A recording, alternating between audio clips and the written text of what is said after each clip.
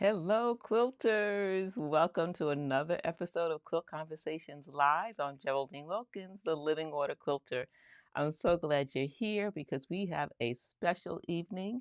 We have a special guest, Lisa Shepard Stewart. She's going to join us in a few minutes to talk about cloth and culture, more specifically about African textiles and how we can use these bold and beautiful fabrics in quilts and so much more. But before we do that, I want to share a couple of updates with what is going on in the world of Living Water Quilter. Many of you know that I'm teaching at QuiltCon next year. And guess what? Registration opened this week.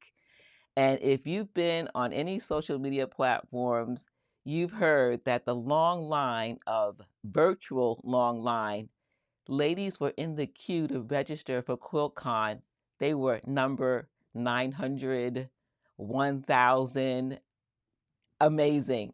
So I can't wait to join you at QuiltCon, where I'm going to teach improv ruler quilting and a beginner class called Reflecting Echoes. Both are ruler quilting classes, and they are in a classroom with a domestic machine, a Bernina domestic machine. So I hope you got in. I know there's a mad dash on the first day to register. I did see some reports with some ladies who were like 900 in the line that she got her class, and others didn't get their class. But remember, there's always a wait list. So if you didn't get into a class, don't worry about it. Get on the wait list and maybe it will open up for you. All right, it looks like ladies are filing in. I see Wilda is here.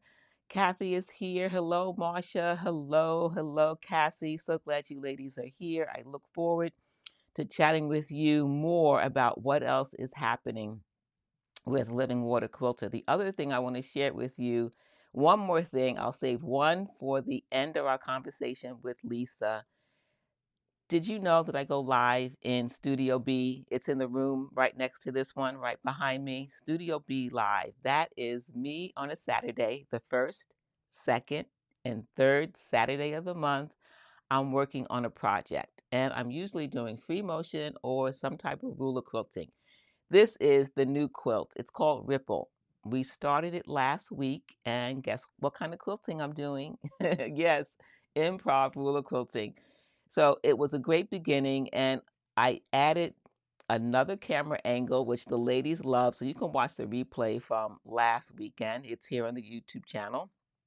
Now, also, I wanted to share other things. I know a lot of you know that I say practice, practice, practice. So during those studios times, I take out some of my practice pieces and we talk about them, why I made them, what I learned, and how maybe you can learn from my mistakes, but we really need to learn from our own, right? That's how we get better. So that's on the agenda the first, second, and third Saturday, 7 p.m. Eastern Standard Time. So join me for that. Put it on your calendar. And I want to share with you just a brief little story that when I was at QuiltCon for the first time in Atlanta, I went to QuiltCon back in, I forget what year it was, but it was in Arizona. I taught at QuiltCon in Atlanta a few years ago, and I went through the show vendor hall, and I purposely went to Lisa's booth, Lisa Shepard Stewart, and I wanted to meet her. I've heard so much about her, but she was busy, she was occupied, and we didn't get a chance to chat. I thought, well, maybe the next show we'll have a conversation. I don't even know if she remembers this or not. But we did. We got another chance this year in May. We were both in Chicago at this new craft festival and show. And so we met. I took her class because I have been curious about African textiles and prints and fabrics. How can I use them in my quilt projects? So I said, let me take her class. It was an informative class. And I thought, wow, I really want to bring back what I learned to, in some measure, to you. And I thought, well, I wonder if she would agree to be interviewed. And of course, she said yes, because she's here tonight. And I just learned so much. And I learned a lot, not only about that, but about myself. How many of you, let us know, love African textiles, fabrics, prints, but you don't know how to use them, or you're afraid to cut into that beautiful motif? Well, Lisa is here to share with us not only the history and story and culture behind African textiles, she's also going to help encourage us, including me, who doesn't like necessarily big prints. I tend to gravitate towards solids and gravitate toward small prints, but African prints are giving me an opportunity to think outside my creative, self-imposed box. Many of us put ourselves inside a box and we can venture out. So, ladies, I want to give a brief but very thoughtful introduction for Lisa. She is an amazing person, and I'm going to read from a little bit from her bio. Lisa Shepard Stewart, she's a designer and an author. She has an obsession with African textiles, and it began when she went to a trip to Senegal, West Africa. She graduated from the Fashion Institute of Technology in New York City with a bachelor's degree in marketing, an associate's degree in communications.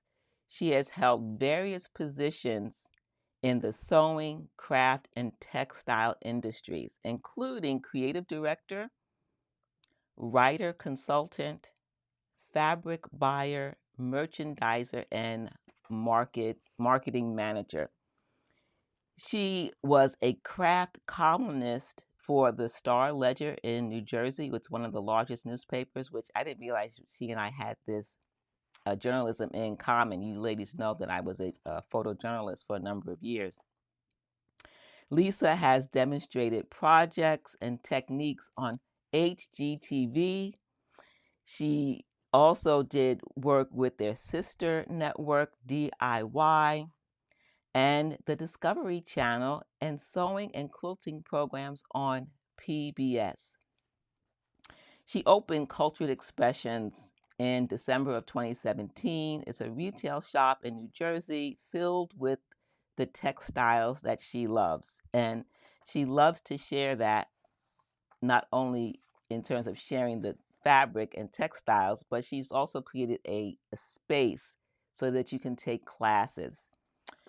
She likes to encourage others to express themselves creatively through culturally relevant techniques and materials.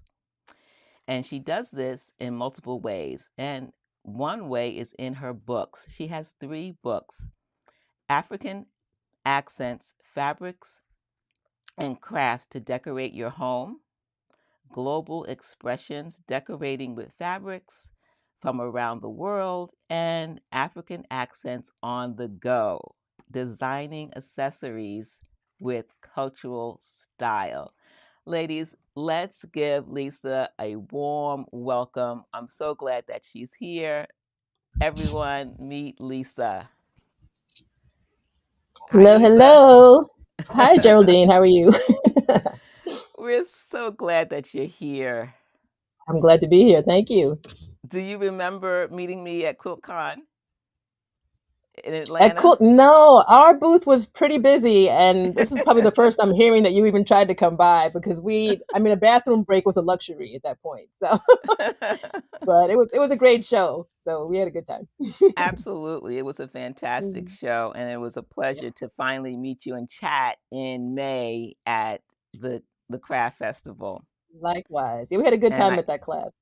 we yeah, we did. Yeah, you challenged And a lot Africa. of things that I wasn't necessarily comfortable with. And when it comes to Good. African prints, getting me Hmm. out of my comfort zone.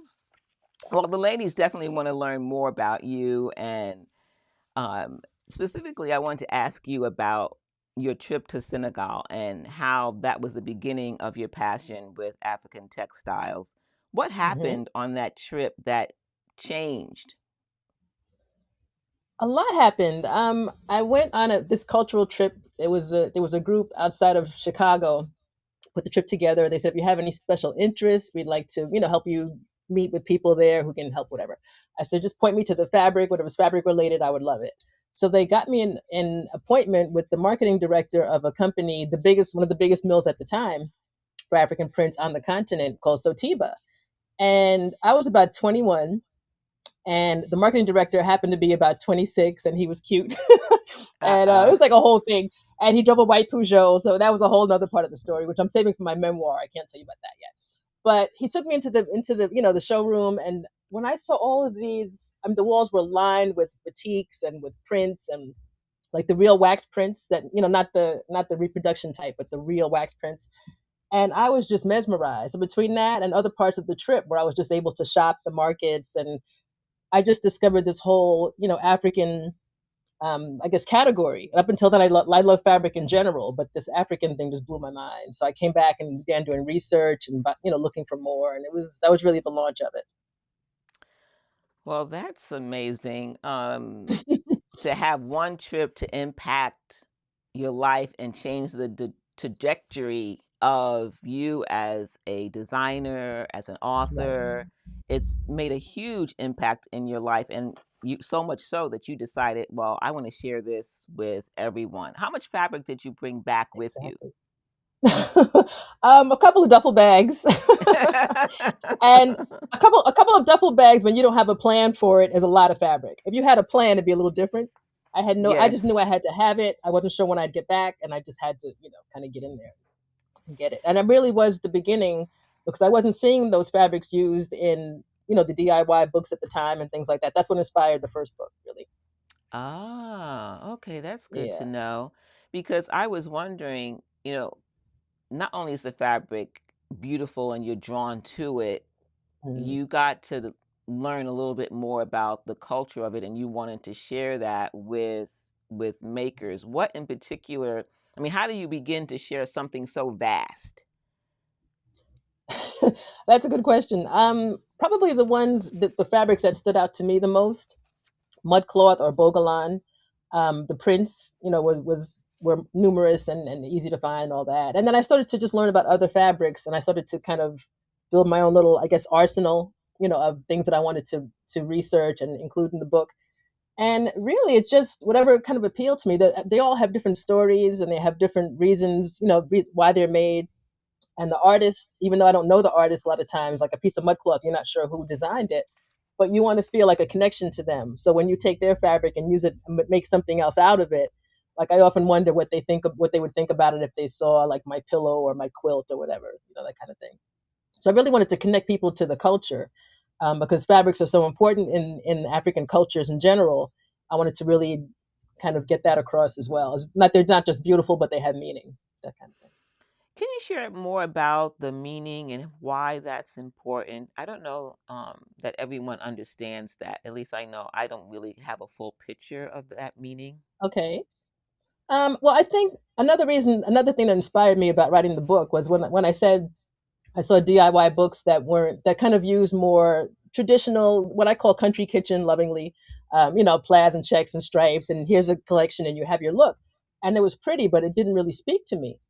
And I felt that by writing the book and exposing people to not just the fabrics, but the cultures behind them, the people that make them, and that kind of thing, why they make them, why they're important, it was showing another side of the continent that we didn't really see. You always saw famine and war and negative Yes. things.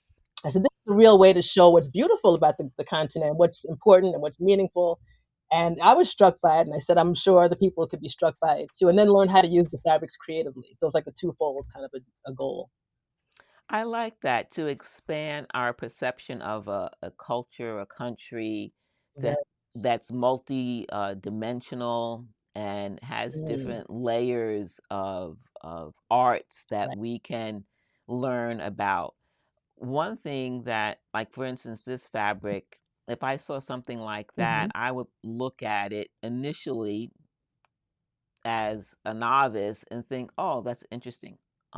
Black and white use, interesting art, Hmm. but there has to be a story. This has a couple of stories, so I'll start with the cultural one.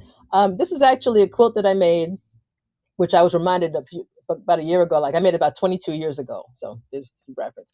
But it's a combination of the mudcloth fabrics and the corgo. So the corgo is made in the Ivory Coast. They're similar weight. They're hand woven in strips, and then the strips are sewn together, and then the designs are created on the fabric.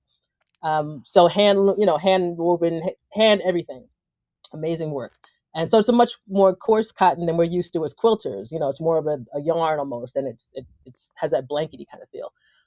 So the corgo would be the animal figures and the hunter figures. You see the more like stick figure type pieces.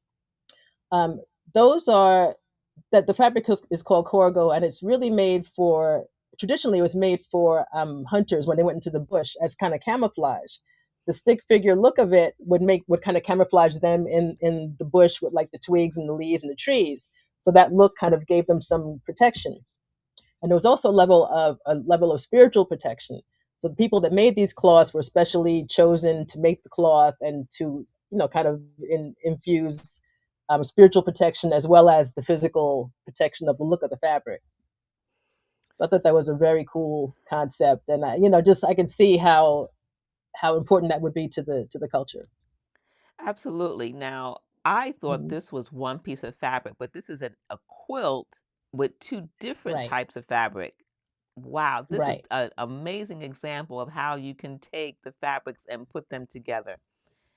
Hmm. Beautiful, beautiful. Now, I in Thank our you. earlier conversation, you said that there's also a coat or jacket made similarly to this. Right.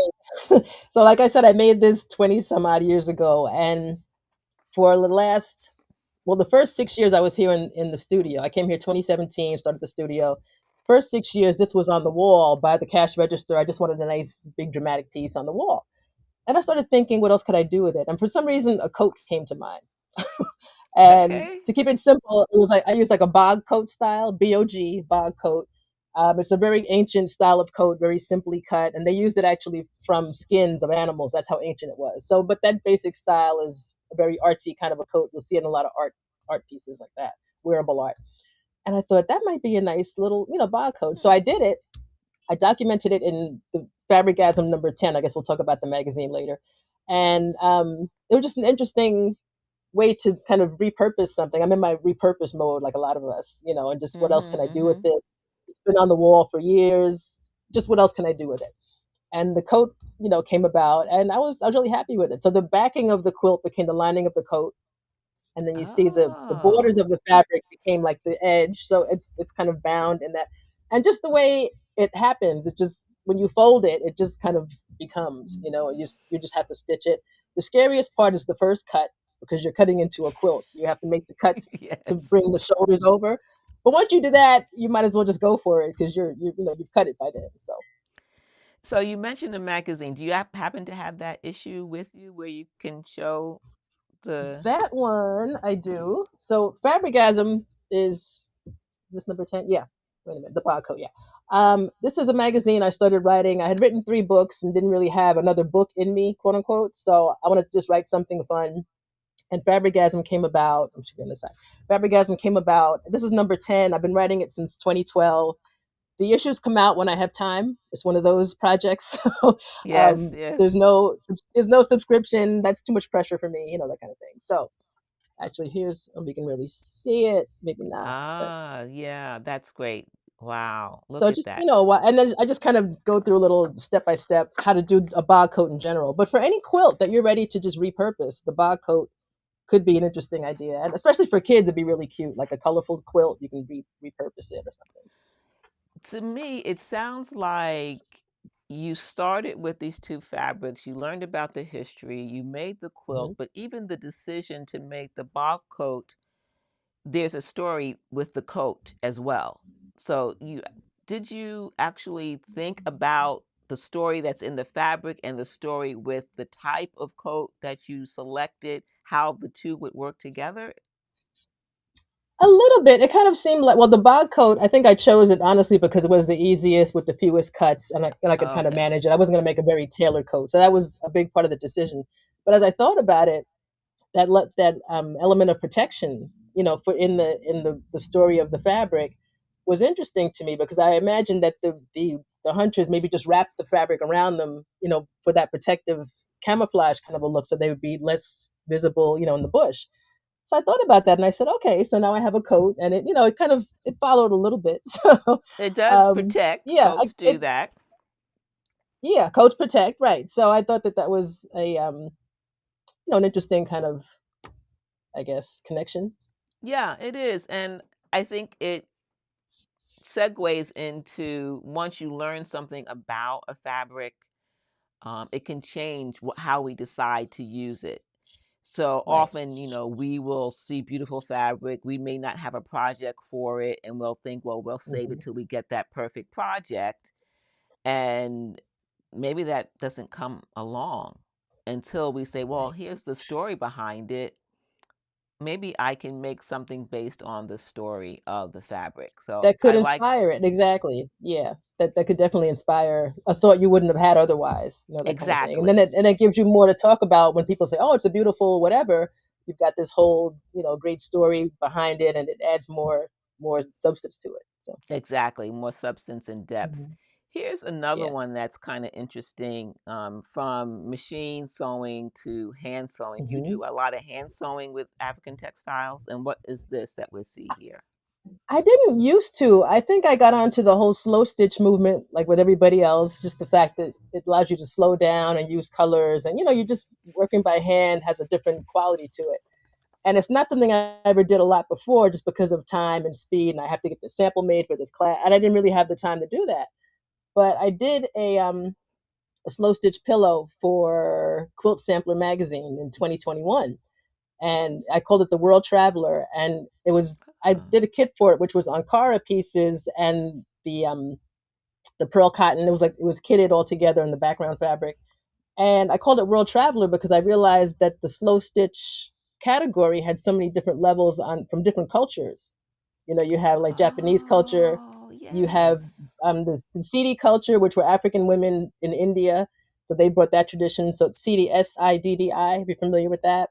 Mm-hmm. Another slow stitch technique. You have sashiko, you have borrow stitching, and all these different, kind of cultures that had similarities. Of course, there were also differences in the techniques. So my pillow was kind of not. This is not the pillow, but the pillow had Ankara, the African prints, and I just was inspired by that. How we could all have things that were different but still the same. Same kind of feel to it, the same comfort you get in the slow stitching. And so I was inspired by that. And then I'd done the slow stitching for a little while, and then I started to put the slow stitching onto bogalan. The bogalan, which is the traditional name for mudcloth. Okay, we might know the name mudcloth more, but that's more of a nickname. Bogalan is the traditional name, and it's a thicker, like I said, it's a thicker cotton. You probably can see on the gold fabric. You see the yarns of that it's woven with. So it's much heavier again than we're used to as quilters, which meant it needed a heavier yarn. So I use a 5 weight for the bogalan, as Okay. opposed to the 8 weight that I use for the Ankara. And it just blended so well, and the stitches just kind of, when the stitches just sink in, and it's just like perfection, and they get, they get puckery and the whole thing. So I just love that whole look. So I decided to make kits out of these to give people the experience of the fabric, and then in a technique that we're all kind of not all, but many of us are starting, are embracing and enjoying. Here's an African spin on it. So a lot of my work is to take things that are familiar or trendy, and then so how can I plug in African fabrics and just make it something different? So this is an example. I love that. And then I think Thank it you. elevates the experience of that technique because now you're Mhm. incorporating different textures of fabrics, different weights Right, of thread. It's expanding your right. experience within that technique. That is fantastic. I love it. I Thank love you. And it. if you're a quilter that again is used to the quilt weight fabrics and the quilt shop fabrics, it's a whole nother world. And people are like, aren't isn't it too heavy to quilt? And I'm like, no, it's great. You're gonna love it. Just the texture of it and the yarns. And you see how the burnt orange color is fringing at the edge. And I mean, you can do a lot of different creative things with it that you just can't do with other fabrics. So Now, you definitely mentioned recommend it. for those who are new, which includes Hmm. myself, we hear Hmm. mudcloth, but what does that actually mean? How is um, African textiles and specifically mudcloth made? A lot of people have some assumptions, but Hmm.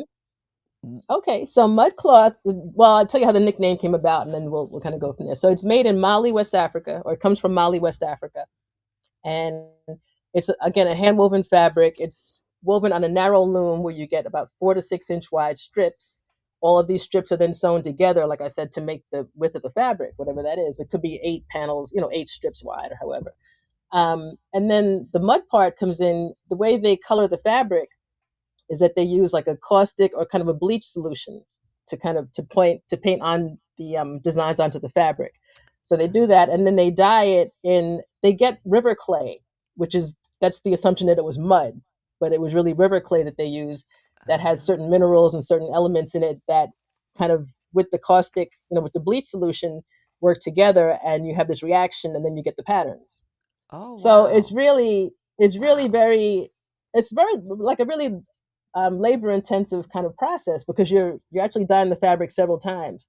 Between each time, you're drying it in the sun. So there's the time to dry, and then so you can see how much time it takes to dry something repeatedly, and you make this cloth, and it's beautiful. And my first thought was always, isn't it too hot to wear a heavy fabric like that, or to use a heavy fabric in sub-Saharan Africa? But it's been made for years and used for years, and um, Wow.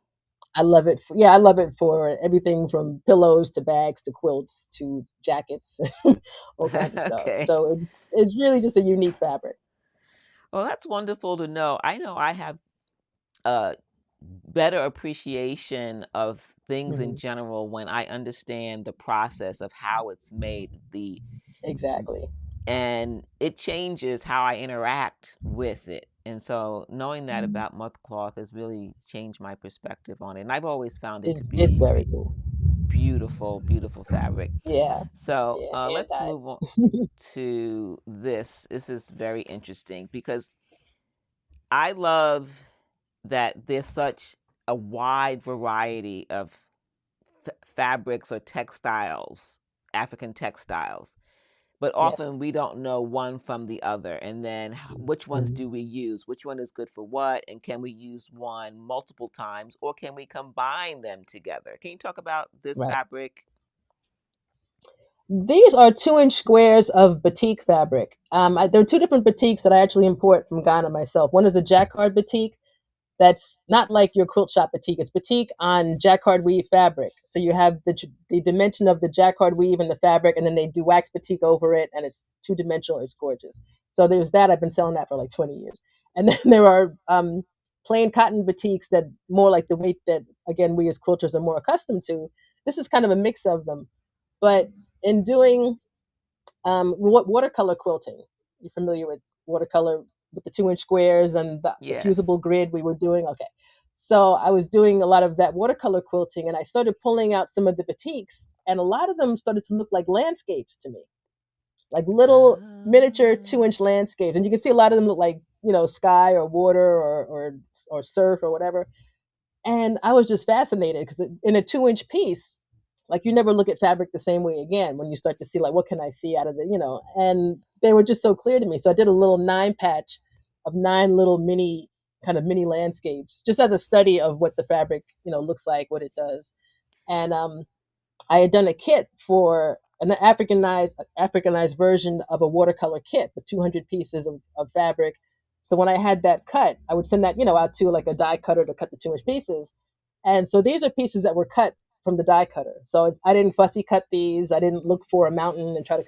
These are just how they come out. I have to It's admit, amazing. I was going to ask you that. It's like because No. the AC, the what do you call that when you OCD person in me? Hmm. I'm going when you say, "Oh, this fabric can reveal landscapes," I'm gonna start looking for them and fussy cutting them. But in Yes. my mind, I knew Lisa's not doing that. She's gonna let the fabric just You it's know me go so well. she's Yep. I'm she's not gonna doing that. You're right. let the fabric speak for itself and whatever comes out. Exactly. And that's And what look at I what it's got. saying. I mean, it's amazing.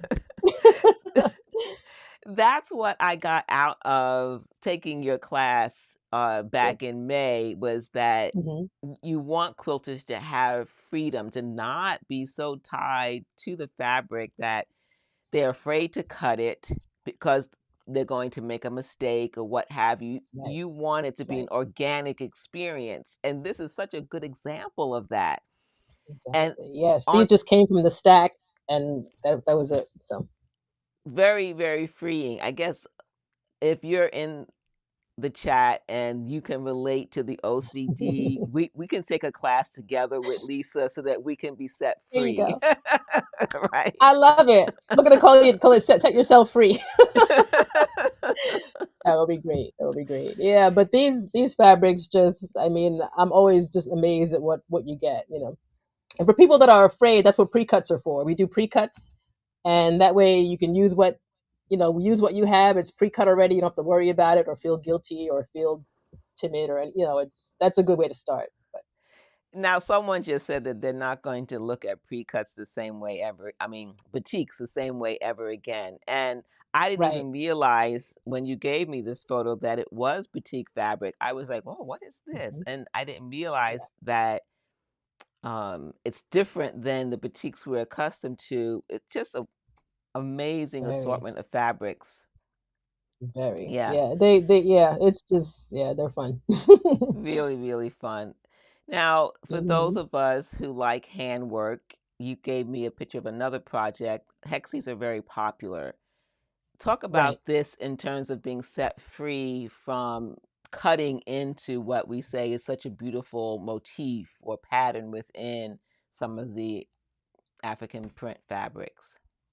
Okay, well, you see, even some of the fabrics here, I'm not worried about, again, fussy cutting or centering a design, anything like that. So this is, we have a folded hexie kit because something else I won't do is do hexies with the little papers and you have to, you know, take them out. I love the look of hexies, but I figured out a way where there's like a folded version that I saw, and then I kind of, I guess, did my own version of it, you know, kind of did that. And we have it in a kit with 5-inch squares so that you just cut the circle and then you fold it, which is more my speed. I'm like I said, I for me to just stitch, I know. So again, being pre-cuts, you're gonna really focus on the center of that 5-inch square when you cut your circle, and you get what you get. But the results don't. You don't really have to worry about, you know, centering something unless you want to. If you want a fussy cut from a bigger piece, you can do that. But this is just the organic. Here's what I got in the kit. These were the pieces. This is where it was cut. This was meant for me, and I'm gonna make it. You know, so it's just a lot of fun. So the hexies are another example too of taking a familiar technique and plugging in the Ankara. So if you're new to using African prints, and Ankara and African prints are you know, kind of the same term. I might use both tonight. So if you're new to that and new to using the patterns and, you know, the boldness and the color and all that, use a familiar technique or a familiar, you know, quilt design and plug the fabrics in, and it's easier transition to do it that way creatively. So you mentioned Ankara. I hear that a lot, and you created this hashtag Ankara elevates everything. And I looked up Everything. that hashtag and the level of Hmm. inspiration. I saw belts, I saw dresses, quilts, jackets, Yes. bags, all kinds of projects. Beautiful, beautiful. Why does it work with Right. everything so well? I just think, well, there's a practical reason I want to show you, and then there are some just to me aesthetic reasons. So Okay, here's an let's. Ankara. Okay. Oh, am I over here? Sorry. Okay. Yes, that's all right. Okay. So here's a just kind of green and brown, and if you turn it around, it almost looks like the same. You don't see that white on the other side, right? So you have that flexibility. There is a right and wrong side because what you can do is just read the selvage, and the side you can read is the right side, and the side that's reversed is the wrong side. But if you're making something where you want to have a turn back cuff or anything like that, it's you're ready to go. And I had a woman, actually a customer today in the studio, makes wreaths, and she cuts the fabric strips, and she says she loves the African prints because they don't show white on the back. You know, when you have strips that are Oh, kind of loose.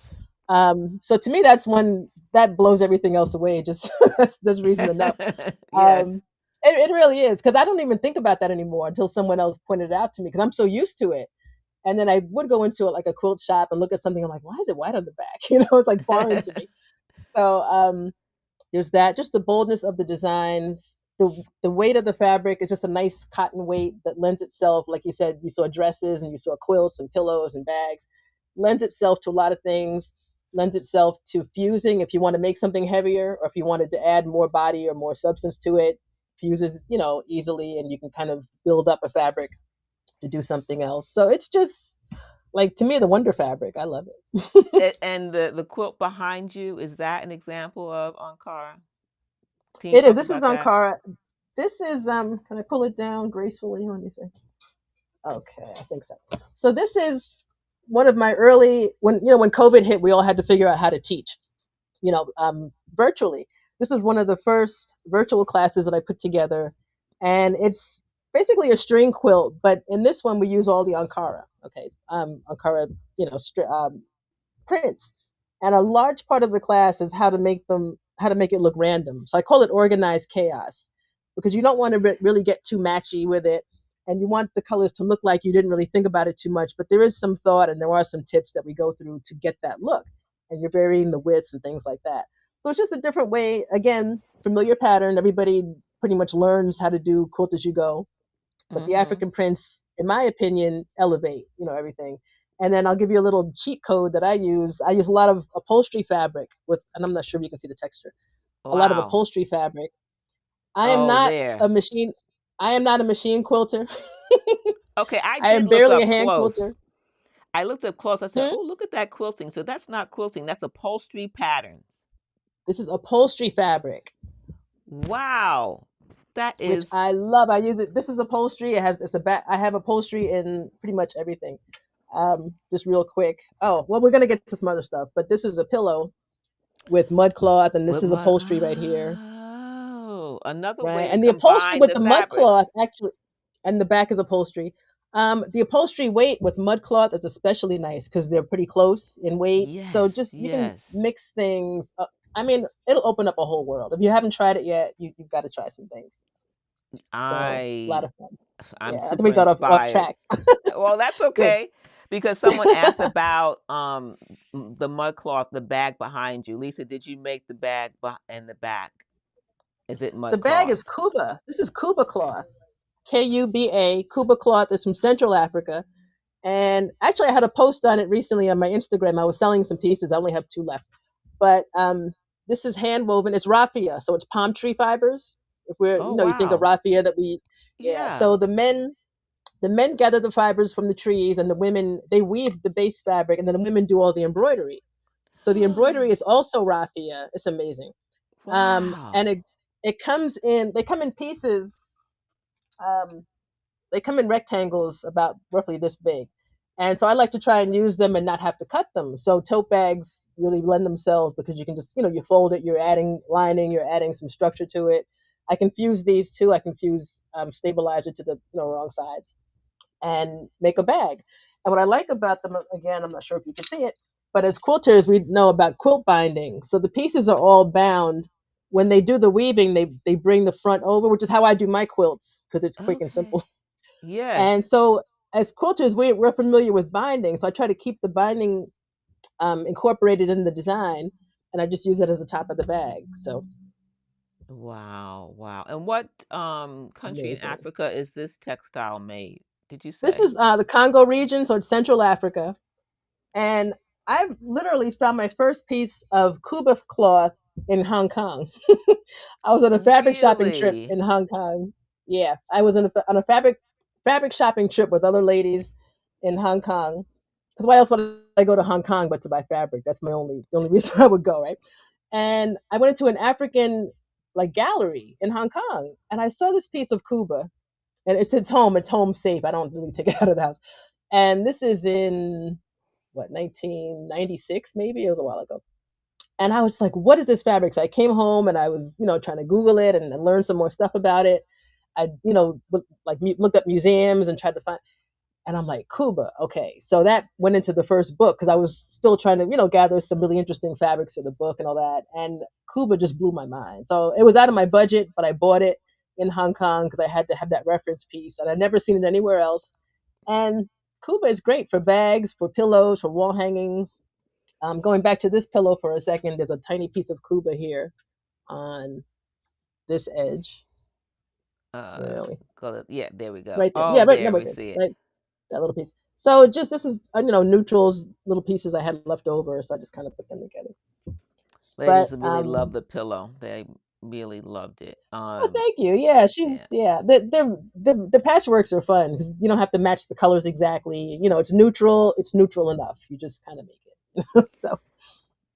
I think about the quilt as you go string piece wall hanging that you did as Hmm. another freedom class, right? To be set free. Yes.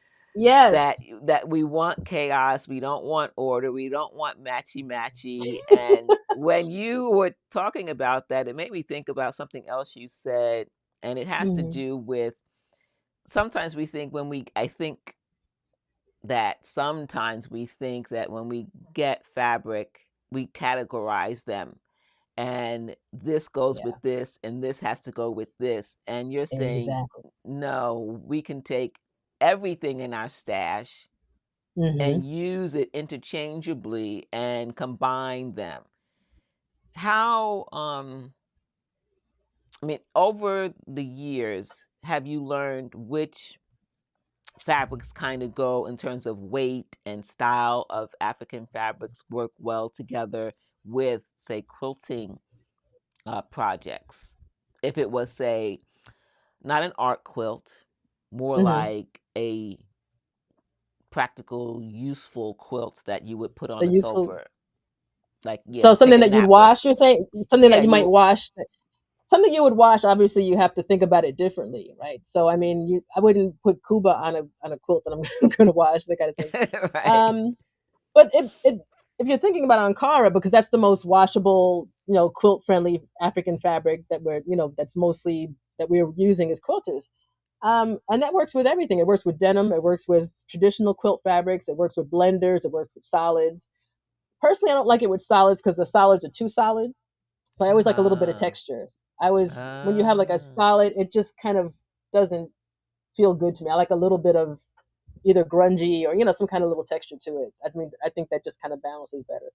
And then as far as the weight, um, I mean, if I need to bump up the Ankara to match the weight of maybe it's a heavier upholstery that I have that I want to use with it, you can fuse a little bit of lightweight batting to the Ankara to kind of give the weights, make them a little more even. That's what I was saying. You can fuse it and make it do things that it was, maybe weren't intending to do, but you can build up the structure in it. So um, Okay.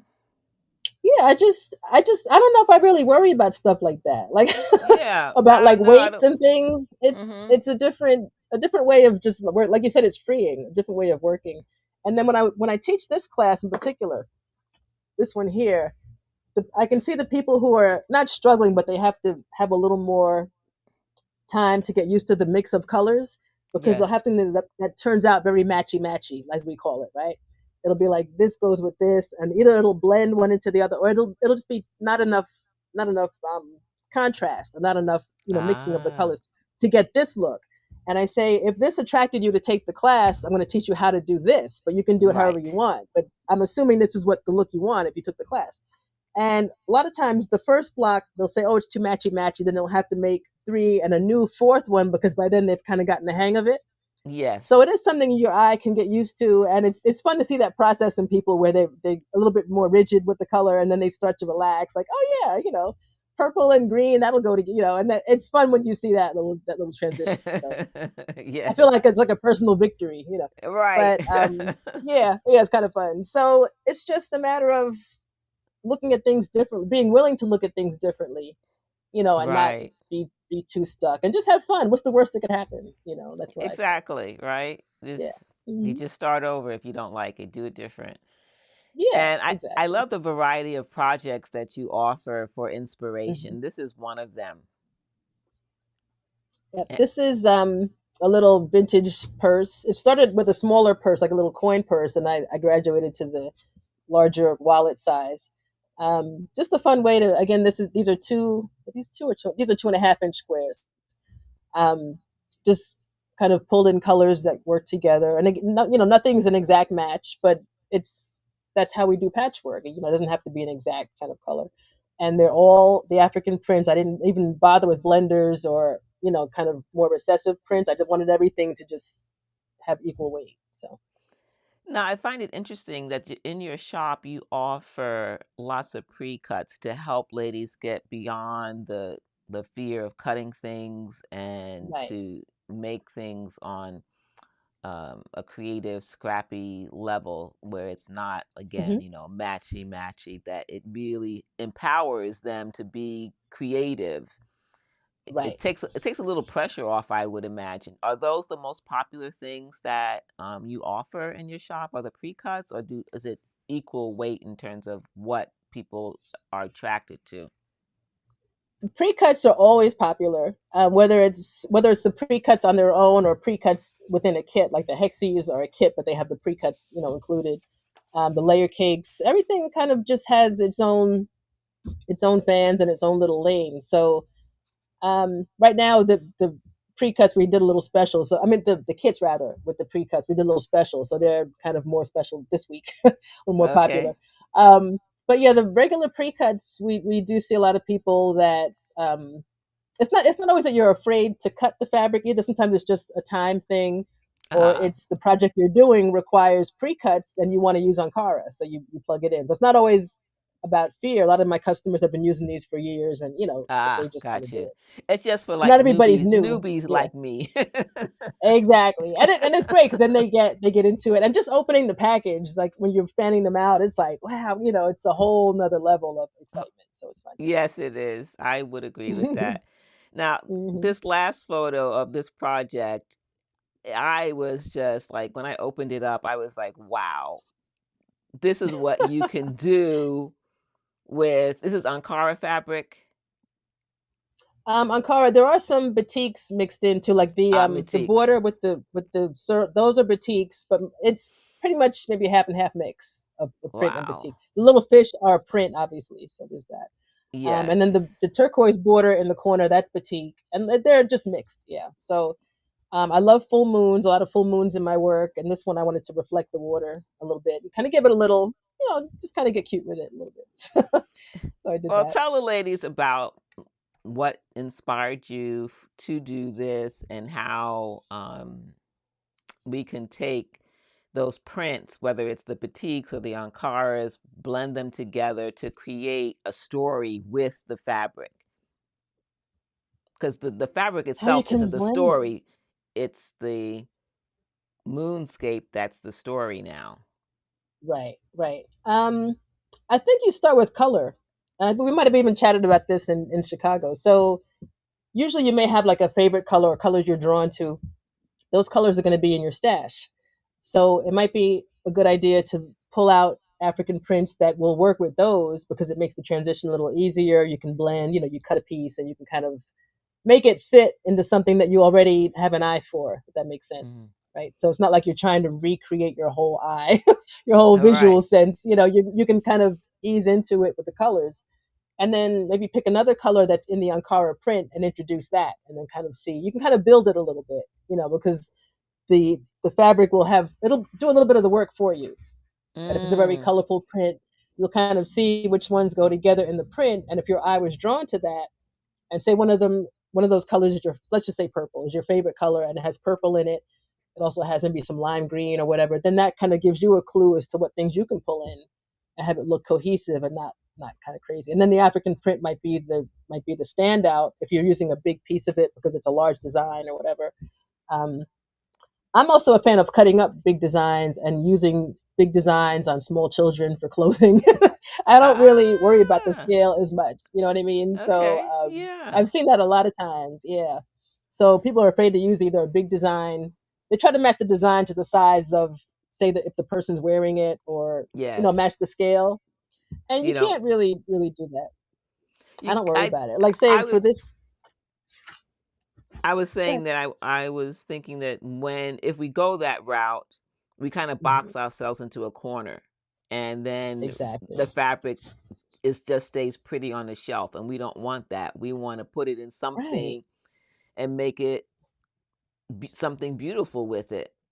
Pretty And and useful, right? and useful, exactly. Now, what I like Yeah. about this one is that, and correct me if I'm wrong, but my interpretation of this piece is that you Mhm. used the batik fabric and the Ankara fabric with their color value to tell the story, and the prints within those fabrics give it the texture and dimension. But you needed that Exactly. the purples and the lights and the mediums to help bring that Mhm. story together. And but Right. because those fabrics have different dimension because of the pattern within it, it Mhm. adds that visual texture and movement Right, to it. right. It could have lines in it. Like you see some of the lines in the blue, or I did them all horizontally on purpose, so it kind of gives you a water kind of a look. If I were just doing this as a kind of a watercolor look, I would actually turn those so that you have some lines, horizontal and some vertical. But since I wanted the Ah, water to look like water, I had them all horizontal, like on purpose. So things like that.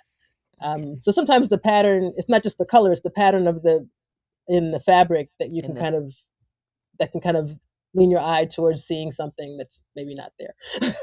right, right. So Well, then that it that'll gives you work. multiple uses. It's like I want to use it for shading, I want to use it for pattern, I want to use it Right. for value, I to help tell this story. It's really just a Hmm. beautiful, beautiful piece. Thank you. Yeah, I can't believe we're almost at the top of the hour. Where did the time Wow. go? I I know. It goes know. quickly. It goes We're quickly. we're having so much fun. And I know the ladies have enjoyed it. We've had a wonderful comments. Does anyone have questions for Lisa? Please put them in the chat as she begins to Mhm. talk about where you can get in contact with her. She does a Mhm. lot of community work. I wanted you to share a little bit about that. Maybe I need to have you back because we didn't get to talk about what you do with community fundraising stuff that you're Mhm. doing, and I think is it in Senegal In that you do? Ghana. Ghana. In Ghana. Hmm. Yeah. So talk a little bit Do a about lot in that. Ghana. About Ghana. So my first trip to Ghana, really quick, was 2001. I've been there almost every year since, except for a couple of COVID years and a couple of years my parents were, your parents get older, you can't really move around too much. So aside from that, I've been there every year, and I've now upped it to 3 times a year. It's where I get a lot of my fabrics and beads and wooden masks and things that we use in the art and in classes, things like that. And along the way, I adopted a school. I met a young man in 2013. He was a vendor, and I just liked his vibe, and we kind of whatever. So he kind of took me on as like a mentor, in business, things like that. So we kept in touch. Fast forward 10 years later, he's getting married, and now he has 3 kids. During COVID, the kids couldn't go to school, so he started a school with like those kids and a couple like eight, maybe like a group of 8 kids. So the school now has about 200 students, and yeah. So I've been helping him with, fundraising and just getting the word out. And we're just trying to support them however we can. So when I go to Ghana and I go to visit the school, we always do a sewing project because that's near to my heart. So we always do a little something, have to get the kids with a needle and thread in their hands, So they're making little projects. And that's just been like a real joy. So I'm looking forward to doing more of that. We've done some like auctions, and sometimes we'll have something go on sale and the proceeds go to the school and that kind of thing. So just fun. It's great. And don't you have a retreat center or something like that in In Ghana, yes. So like I said, first trip 2001. From 2002, I've wanted a house in Ghana, and I finally got it in 2024. It took me 22 years, but and that's just because life, you know. Sure. So I decided I can't be the only one who'd want to Uh-huh. come to Ghana and stay at a place and be able to sew. So I made it a sewing Airbnb. So there were 2 sewing machines. It's a 2 bedroom house.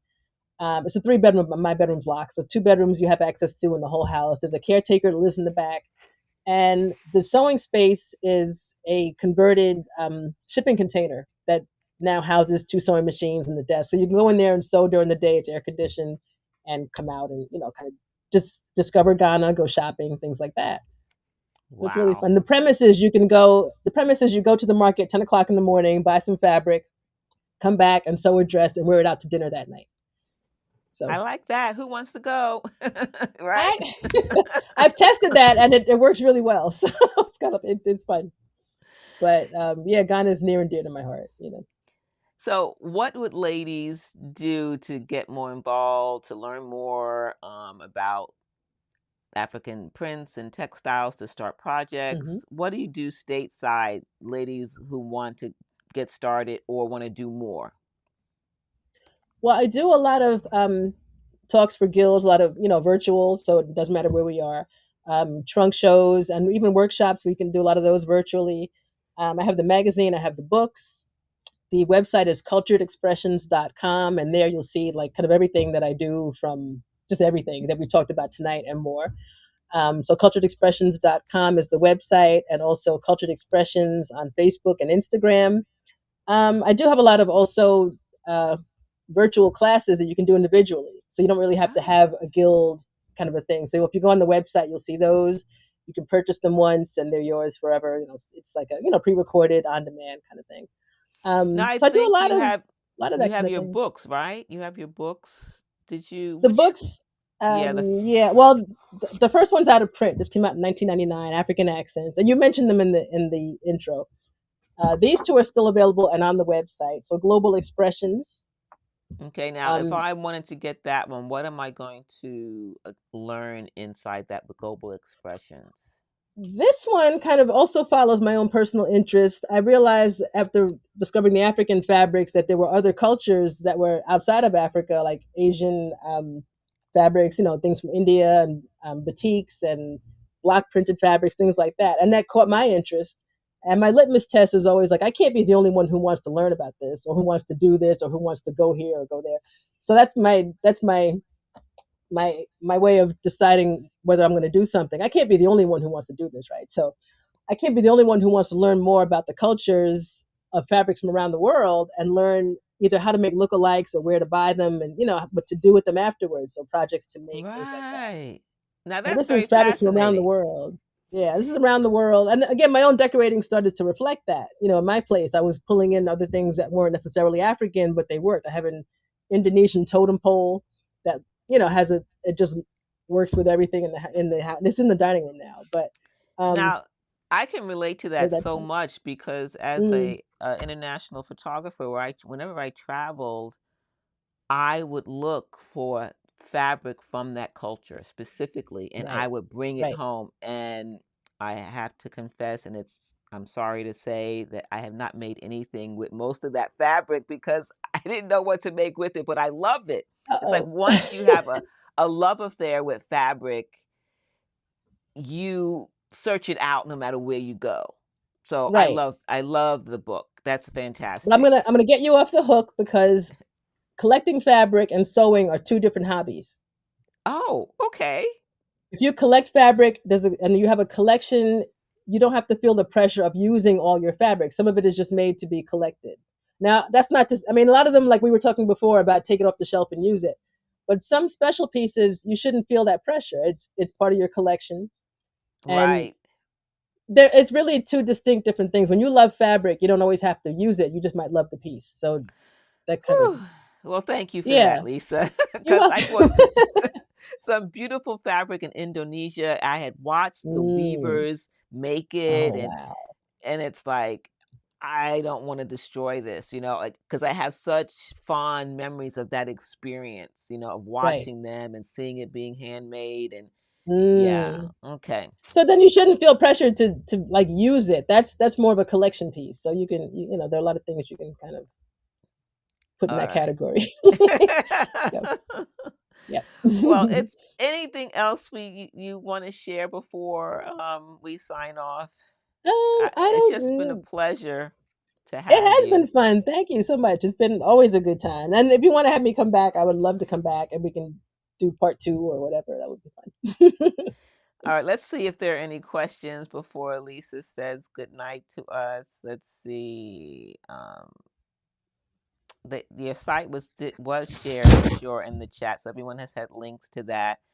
I Okay. did peruse your site and saw that you had some retreats. You ever mentioned your retreat? Don't you do a I have a retreat. retreat? Yes, coming up in April. Sojourn East Coast. It's outside of Philly, and which is about an hour and a half from here. And it's 5 days, Monday through Friday. So you luxuriate. You bring your machine. You can do some of our optional classes or work on your own thing. And the vibe is just really chill. Always, great people, no divas. And we just all get together. The food is great. It's at a conference center that they now know me because I've been there a few years now, and they love to see us coming, and we love to be there. And it's just you don't see your car for 4 days. You just park and you come in, and we just, you're in your sweats the whole time, and it's great. So Okay. that's on All the right. website also. Yeah, that's in April. Fantastic. Any other news updates before we say good night? News updates. Yes, I do midnight sip and sews from 10 p.m. to 1 a.m. The next one is September 25th. That's on the website as of today. And we just kind of, again, virtual. And I kind of got to that because I posted something late at night once, and all my East Coast friends were commenting on it. And I'm like, what is everybody doing up? So like, why didn't we just do something? So we did midnight sip and sews, and just fun stuff like that. Yeah. So there's on Okay. the website, there's like everything is on there. So Yeah. So there's something for everyone, it sounds like. Lisa, thank you so much. mhm. It's been a Thank pleasure. you, Geraldine. I appreciate you. Thank you. You are quite welcome. And ladies, don't forget there is always more to learn. Lisa, take care. We'll see you next time. Thanks. Bye, everybody. Well, ladies, what an amazing conversation we've had with Lisa. There's more to learn and more to do with African prints. And you've learned a little bit about different types of African textiles. Which one are you going to go get or take out of your stash and make something with? Is it going to be a mudcloth? Is it going to be Ankara? I want you to be inspired, but I also want you to take that inspiration and create with it. And I know Lisa does too. So go visit culturalexpressions.com to learn more about her, to learn more about the projects and online classes she has, and the in person and virtual events that she offers so that you can unleash your creativity with African textiles. Ladies, before we go, remember I said I had one more thing to share with you, so don't leave just yet. I wanted to share with you that if you are brand new, like I am, to African prints, I jumped in a few years ago with African prints by designing a quilt. It's called the Beautiful Sister Quilt. And I decided with first trying it with one block and blending it, like Lisa said, with designs and fabrics and patterns that are simple and easy to put together. And so this is the Beautiful Sister block. This is maybe the third or fourth time that I made it. And I'm using some solids and some African print fabric. And I really had a great time using the fabric with something that was, um, I guess, a simple pattern to highlight the fabric. Now, as you know, there is a pattern for the Beautiful Sister quilt, and a lot of ladies have made it. So it started off with this block, and eventually it became a quilt, and it became a workshop. So I had a workshop a couple of years ago with some wonderful quilters where they learned how to make the block and the quilt. So as you look at these photos, you can see those strips of beautiful African print fabric. And since I know a little bit more about it, I assume some of this is Ankara fabric since it's one of the most populars. I might be wrong, but I think it is. Beautiful, beautiful blocks for the Beautiful Sister quilt with African print. And I also did last year the Beautiful Sister quilt together because the quilt was in Quilt Folk magazine. And I wanted to celebrate the Beautiful Sister quilt being in the publication. So I put together a quilt together. So a lot of ladies, we got together virtually and we made the Beautiful Sister quilt together. They learned not just how to make the quilt using African print fabric, but they learned my process for making a quilt from A to Z, everything you can think of, from fabric prep to how to cut accurately, seam allowance, pressing. It was basically a master class in quilt making, making the Beautiful Sister quilt. I also want to share with you others who have made the quilt. Wilda, who's in the chat, Wilda made 2 beautiful sister quilts for twin sisters as graduation presents. They received the quilts, I think it was last year, and were presented the quilts at the church that they go to with Wilda. And from the beautiful sister quilt together, one of the quilters, Tova, she made the quilt. This was, I believe, her first quilt. She was a beginner. So it was designed for beginners.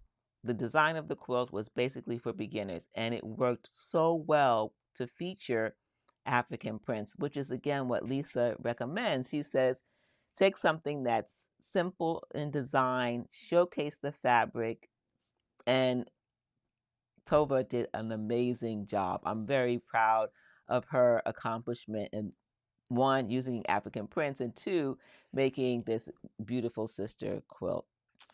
So guess what? You can make it too.